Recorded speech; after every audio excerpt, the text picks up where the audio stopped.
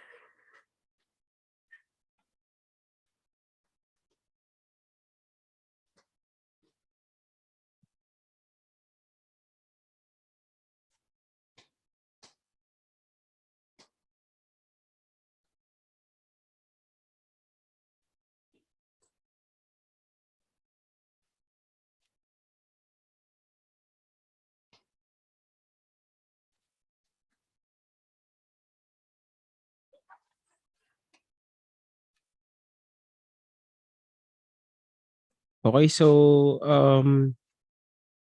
i-submit niyo ito ng gimpa-answeran ko sa iyo sa Google Classroom.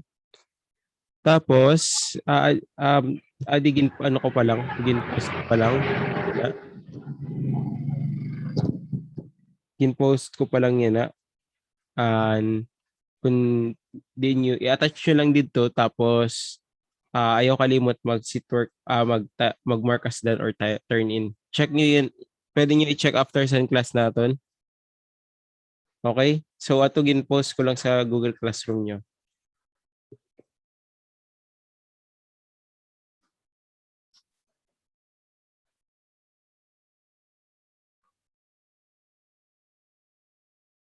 So, ma-discuss na kita, i-discuss ko kung paano i-solve ang problem. Ade. So, as you can see, we are asked to find the tensile force of each rope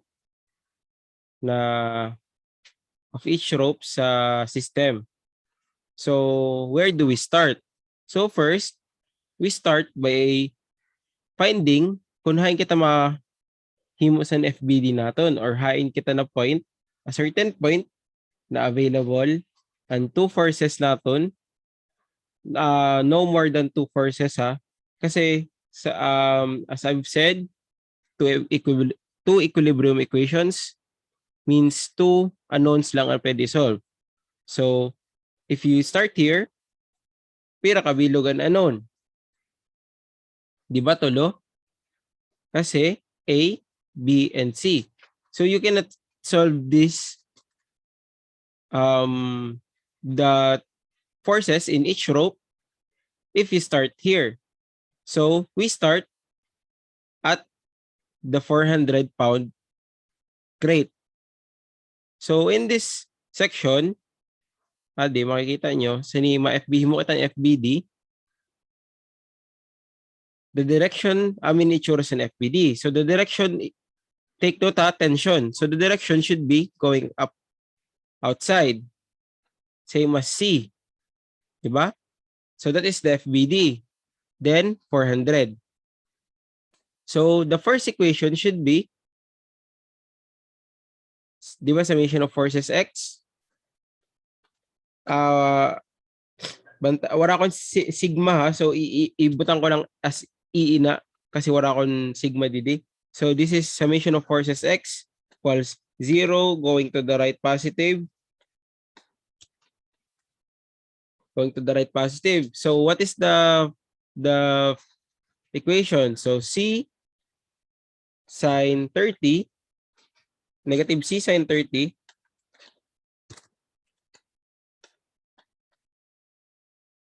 negative C sine 30 plus D sine 75. Pwede siya nag-type.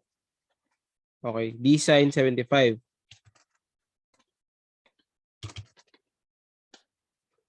Nano pa, may X component. Di ba wala na? So equals 0. So this is your first equation. The second equation should be summation of forces Y equals 0. Going upwards, positive. So C cosine 30 plus D cosine 75 equals 400. Kasi ang 400 na crate, 400-pound crate. So why positive 400? Kasi gin-transpose ko na siya. So it should be negative 400 equals 0. In-transpose ko na siya. Okay? So ayoko mukha ano sana. So this is your second equation. So using the calculator technique or the substitution method, you can find the value of the forces sa C tapos sa D. So the answer should be, this is the answer ha. Wait lang. The answer should be C equals 400. Don't forget the unit. Tapos, so for those na nag-wonder what is parenthesis T, this is in short, inbutang ko lang siya na T kasi sabi ko didi na tension siya. Okay? Gets? So, once na nag-solve ka mo sa C tapos D, pag all positive na naglabas, tension na siya. So, what if may negative? Ang D naglabas, negative 200 something. So, animon sina sa kunyari D, kunyari lang ha, D negative 200.056, 456. So, paano yun siya i-denote? So, pag negative 200, ibig sabihin, baliktad ang force. So, ang mangyayari sana, imunta siya na positive, then, we will put the unit, tapos, mangyayari compression. Okay? That is the rule in sign convention. Pag negative ang naglabas na answer niyo sa force, ibig sabihin, compression gali na siya na force. So in this case, dili na siya compression kasi ang naglabas D is 207, positive 0.056 or 0.55. Sa ako, 0.55 ko lang anay. So, pounds, tension. So, this is the first part. The second part. So, since we already have the C, the tension in C, pwede na kita mag-solve sa DD na problem. No? So, the forces should be B, A, going outside kasi tension tapos 300. Then, nanong direction sa C? Paano ang paglipat sa value? So, since we already know na tension ng C, going out siya. Pero pag kung compression ini, nakabutang dili compression on 400, so, dapat sugod galisin na naton arrow. Okay, gets kita dida? Again, if compression, kunyari, compression in 400, di ba? Kunyari, negative 400 pounds equals 400, maging positive 400 pounds, tapos magiging compression. So, the direction of the C, pag abot dito sa second drawing, is like this na. Kasi, going in is compression. Okay, gets kita dida? So, erase tayo ini kasi tension man ang C, there's no problem with this man. We obtain our next equilibrium equation naman. Balik sa second drawing, maka-formulate kita. So, summation of forces, X equals 0, going to the right positive, assumption kina Then, first is A. So, nanon A naton directly sa x-axis. So, negative A lang ina siya. Wala siya sa cosine or what kasi directed siya Tapos, plus B, nanon angle nanina angle. So, 630 ni. So, aram ta naging 60 ni kasi 90 degrees na So, 60 ni siya. So, 60 minus 105, the angle here should be 45. Tama? 105 minus 60? Tama ka tada? So,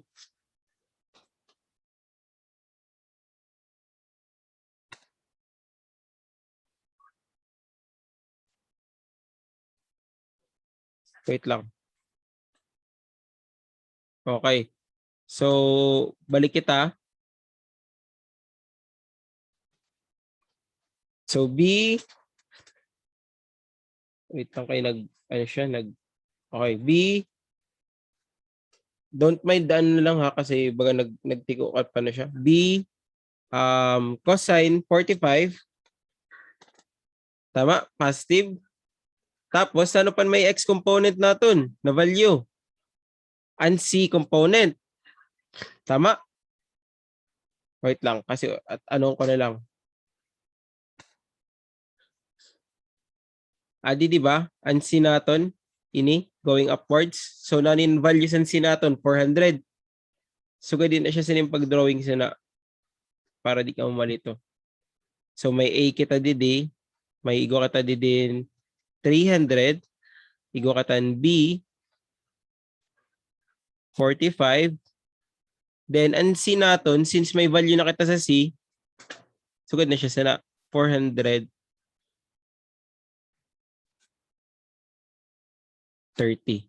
Okay? Gets kita na?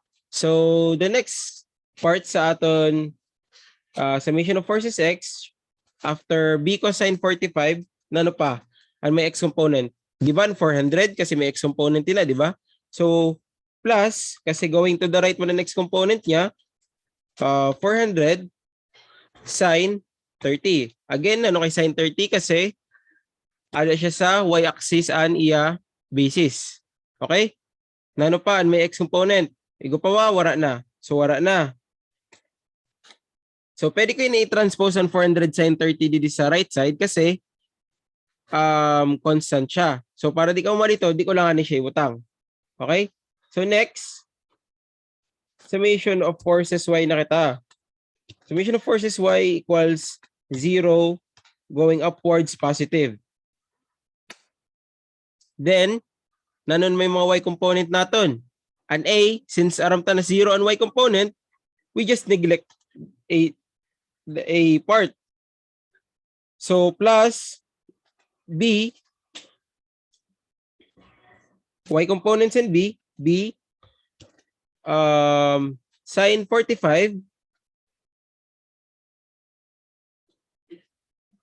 minus ang 400 kay may may y component man siya, 400 cosine 30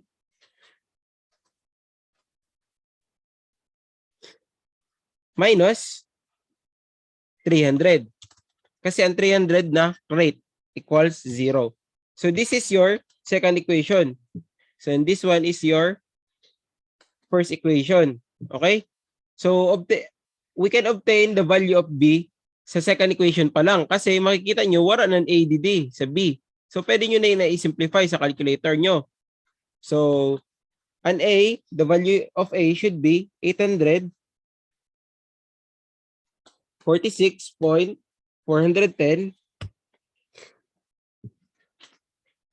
pounds tension. Then B should be 914.162 pounds tension. Okay? Okay na kita today. So this is the answer sa aton Seatwork. So any questions before we start discussing the second topic? Nakakuha ba sa nitanan? So again, sa pag-answer sa mga sugod sinin na interconnected na mga equilibrium equation, mahanapon nyo anay an point kunain duwa lang an unknown nanay kasi most likely dida ka matuna. So what if namali ka mo sa C? If namali ka mo sa C, mali na dayon ninyo A tag B. So make sure na pag sa first part pa lang, lalo ko interconnected din eh. Sa first part pa lang na FBD, kung tumamaan sinyo, so wala kang problema sa second equation. Pero kung mangyari na namali ka mo sa C, automatic mali na yun eh. Kasi constant siya eh. So if mamali ka mo sa C, kasi connected siya dito, mali na ka mo sa second equation. So 1 point lang ka mo kasi kung ang D, makukuha nyo rin ang D. Okay? So gets sa kita dito, wala nang question. Ma-proceed na ako sa next topic. So please sa mga, kung may mga dili pa nakakuha pagad sa nina part, please practice kasi mahatag sa inyo baga si Sir Shadado nyo kung nakita nyo sa announcement, sa assessment, sa equilibrium. Okay? Gets kita dito. So we will discuss, the next topic we will discuss is all about moments. So please i-screenshot nyo na yun kung gusto nyo i-screenshot para maadalan nyo. Or sige lang, ipopost ko in na video naman after to boss na lang siguro. Okay? Para maadalan nyo rin. So clear ko na Anaya para makadiscuss kita sa next topic para before ka mo mag-assessment, nakatuna na kita sa next topic natin. Okay? So our next topic is all about moment. So from your physics, we already may igo na kayo tan idea kung nanoan moment.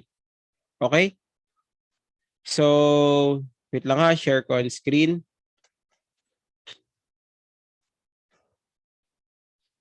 So nakita nyo ba?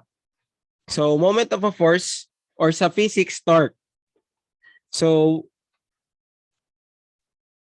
sa static, it deals with the bodies in equilibrium, meaning the net force is equal to 0, provided these forces are concurrent or their lines of action intersect. Ibig sabihin, ada lang same line of action lang siya. Okay? So what is a line of action? So bawa sabihin tami ni an point. Bawa nag-apply din sa force. So, ang line of action sa niya, amini. Kini siya na linya. Ibig sabihin, ang force na ada dida, amin na ang line of action. Okay? Gets kita dida. So, intersect meaning, kung amin in body, intersect gali, so ibig sabihin, sugad sa naan,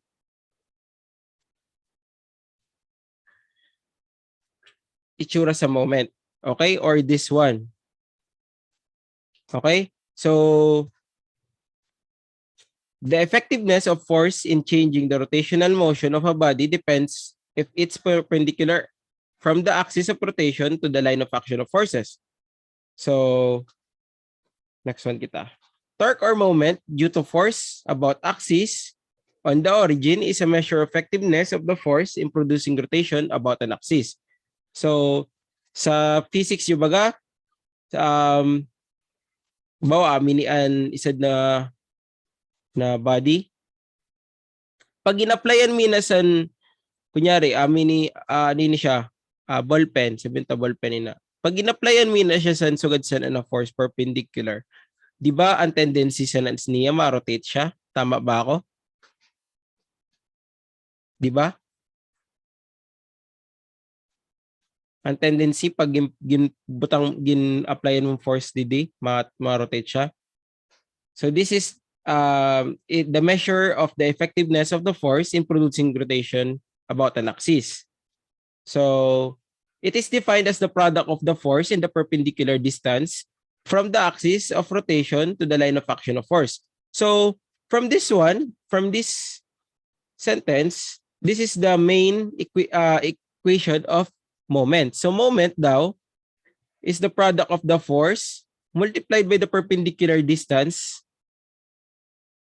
from the axis of the rotation to the line of action of force. So kunyari, aminin body. So aminin perpendicular distance niya, aminin force.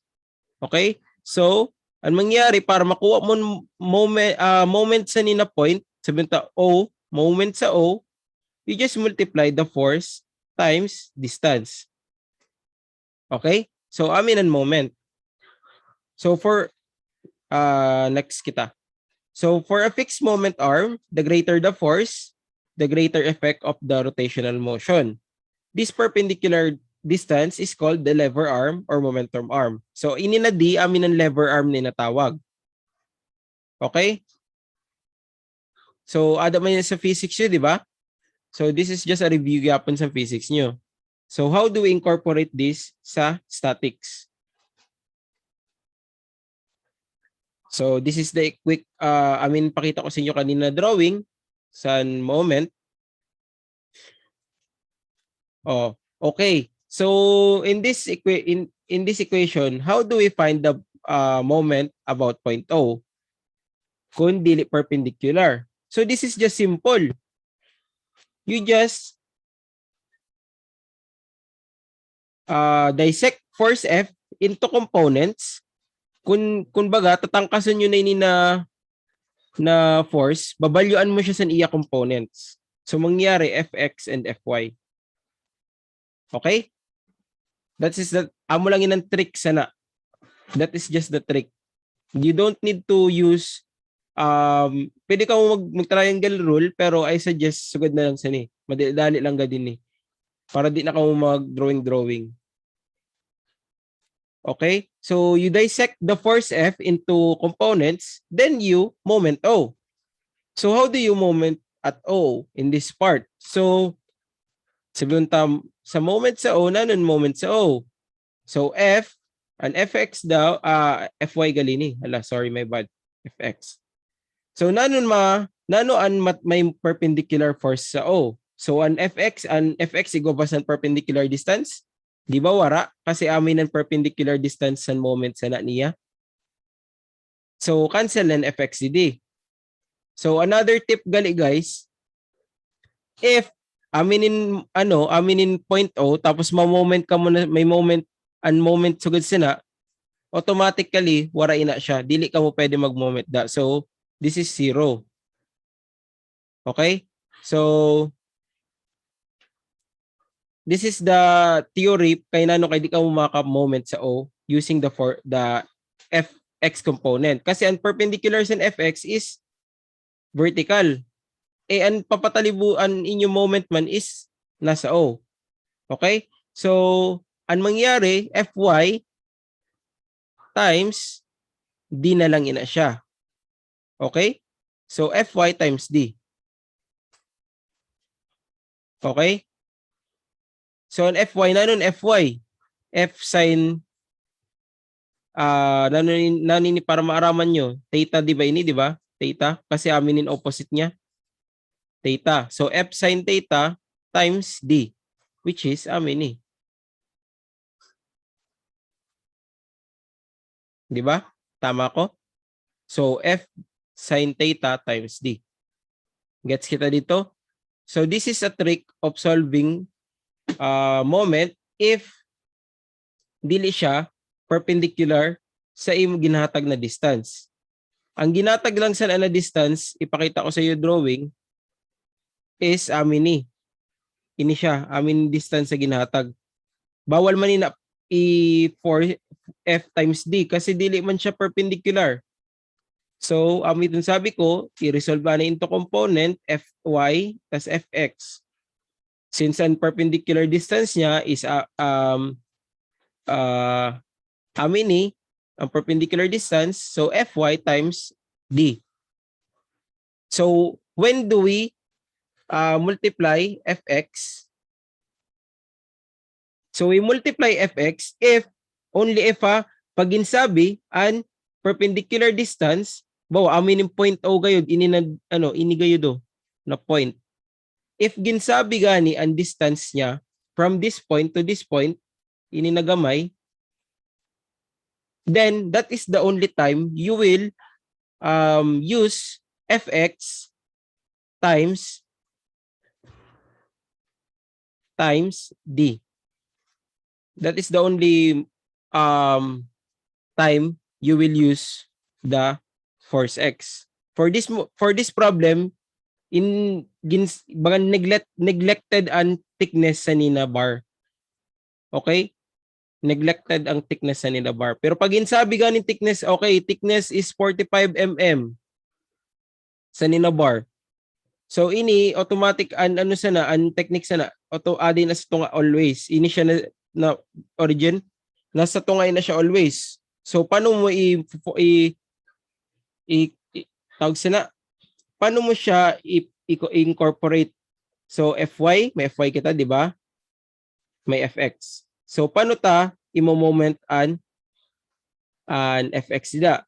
So this is just simply an Fy naton, itong Fy times D, tapos inin 45 mm divide by 2 kasi nasa tungay na. Always nasa tungay na. So Fy 45 divide by 2, aminaan, i-multiply ta na distance sa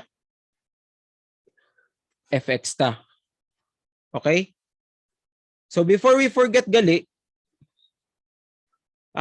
this is called Varignon's theorem. Okay? So paano ta maaraman ang signs convention? So this is if we assume kunhain ang positive rotation ta. If mag-apply ako force y pakadto, ang rotation siya na pasugad sa ni, di ba? Tama ako? So this is clockwise. Di ba? Tama ako? Ini pag gin-apply mo man ni siya, ang pinaka-shortest distance niya para makabalik sa O is pakadto mangyapon, so clockwise.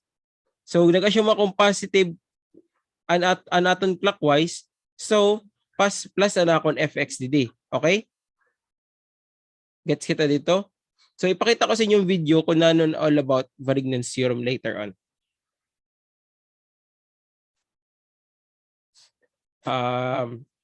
Okay, no need kita didi. No need kita didi. Okay. Pakita ko sa inyo ano.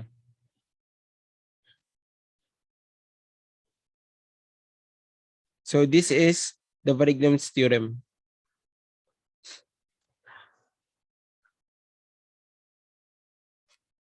So I don't know if makikita nyo yun eh.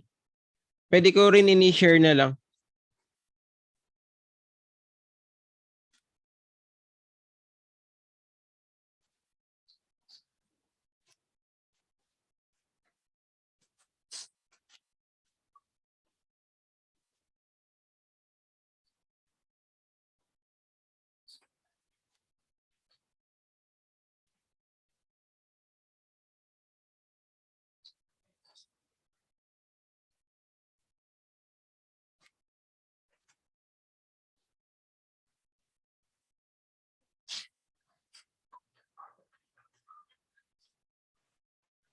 So, okay. Pause na kita. Kasi, na ano dito, so okay lang, Warren Sound. No problem. Ipapakita ko na rin lang yan ay, paano ko lang sa iyo, pabasa ko lang sa iyo, Varignon's theorem. So, this a moment of a force about a point is equal to the algebraic sum of the moments on the component. So, sa moment naton, bawa nag-moment kita sa O, ma-assume kita sa na, kunain na naton rotation. So sabihin tayo rotation ta is going counterclockwise is positive. So take note the moment is the short force times the shortest distance na pwede niya i-travel pakadto sa O or the perpendicular distance. Okay? So balik kita sa problem. Wait lang ha. Ipakita ko sa iyo an example. Mahanap kita ng example, Didi.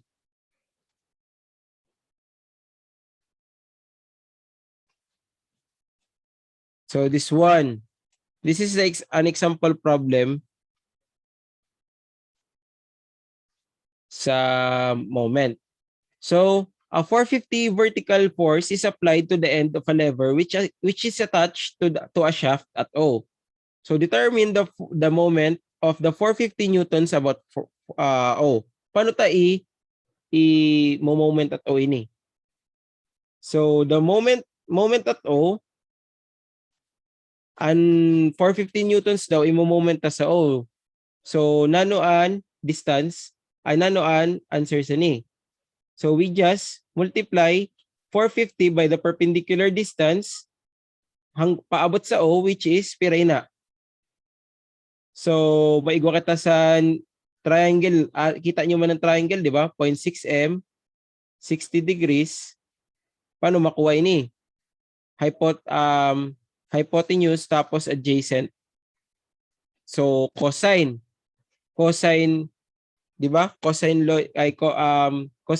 60 equals, para makuha nyo yung distance, D is equal to cosine, para makuha tan D, wait lang, is just CAH. Cosine 60 equals adjacent, which is D, over hypotenuse.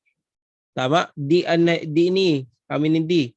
So, makukuha ta ng D, kay may hypotenuse kita na 0.6, cosine 60 times 0.6 is 0.3.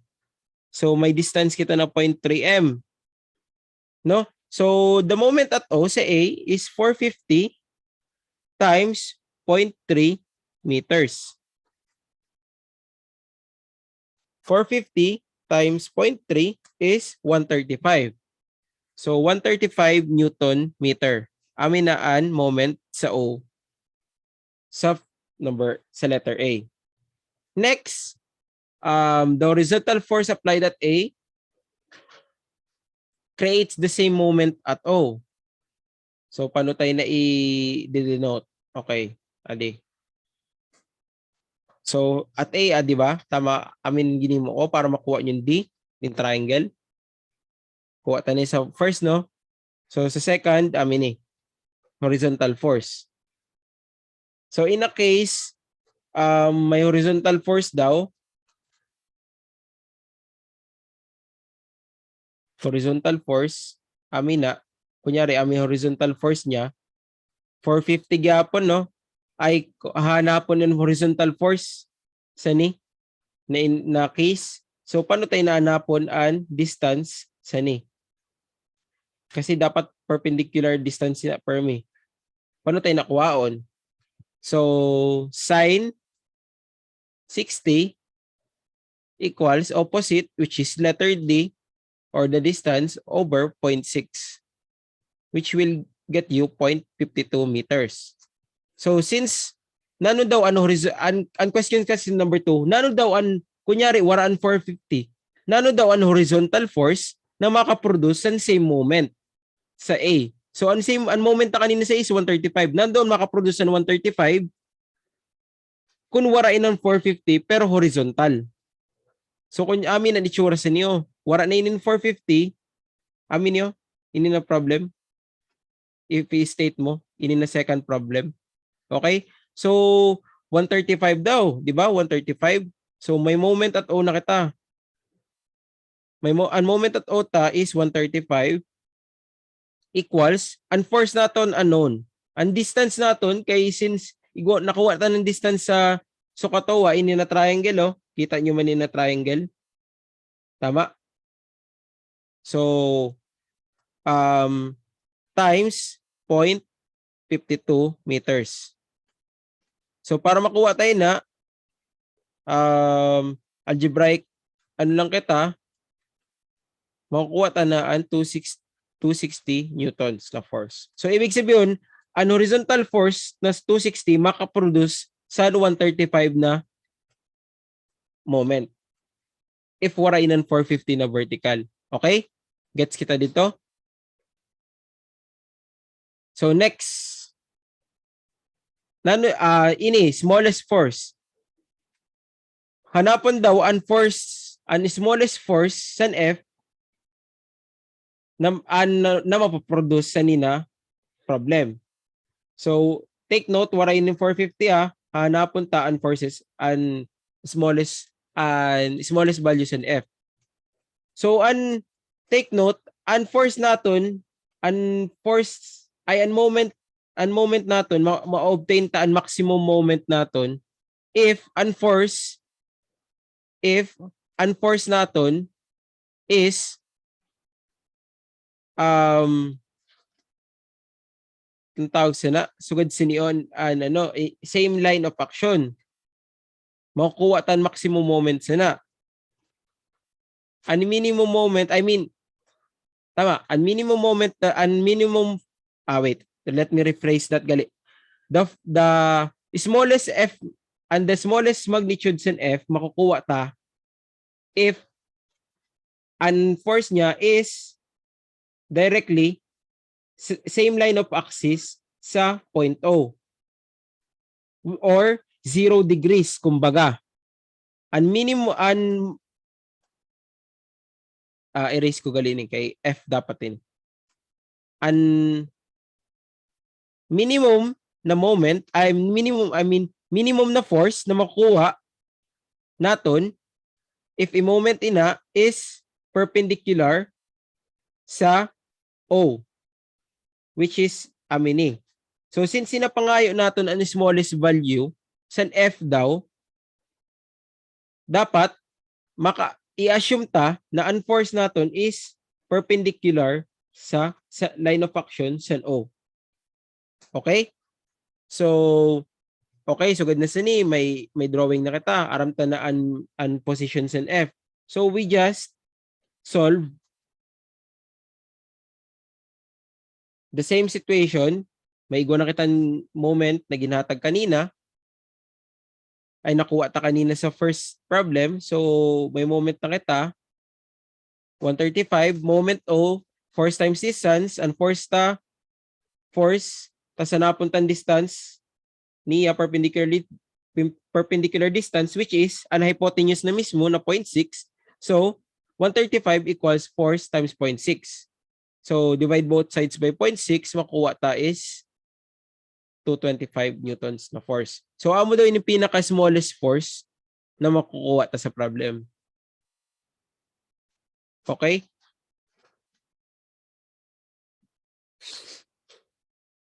So if pahanapon natin ang largest force, paano tayo nakuwaon?